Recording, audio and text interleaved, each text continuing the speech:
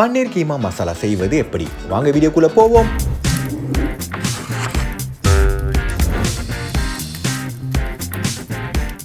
முதலில் தக்காளி மற்றும் கேஷ்யூஸை வேக வைத்து அரைத்துக் கொள்ளுங்கள். மீண்டும் கேஷ்யூ நட்ஸை எடுத்துக்கொண்டு வறுத்து மிக்சியில் ஒன்றும் பாதியமாக அரைத்துக் கொள்ளுங்கள். செம்மையா இருக்கிறது என்று வாயில் போட்டால் வாய் பொசுங்கிவிடும். உஷாரையா உஷாரு. இப்பொழுது ஒரு கடாயில் எண்ணெய் மற்றும் பட்டரை போட்டு ஸ்பைசஸ் அண்ட் வெங்காயத்தை போட்டு வதக்கிக் கொள்ளுங்கள். அடுத்தபடியாக பெப்பர் மற்றும் ஜிஞ்சர் கார்லிக் பேஸ்டை போட்டு அரைத்து வைத்த கேஷ்யூ டொமேட்டோ பேஸ்டை ஊத்துங்கள். இப்பொழுது மஞ்சத்தூள், மிளகாய்த்தூள், garam masala, coriander powder, cumin பவுடரை போட்டு மிக்ஸ் செய்து கொள்ளுங்கள். கிரேவிக்கு ஏற்ற அளவுக்கு தண்ணீரை ஊற்றி பொடியாக்கிய கேஷ்யூஸை போடுங்கள். போக்கிரி படத்தின் வடையை இருங்க அவரை உள்ள கூட்டு வருவோம். பன்னீரை மட்டும் கொடு, அது சும்மா நசுக்கு கடாயில போட்டுறேன். சோ பன்னீரை இப்படி கீமா செய்து கடாயில் போட்டு நான்வெஜ் மக்கள் நீங்க நக்கலா பாக்குறது தெரியுது.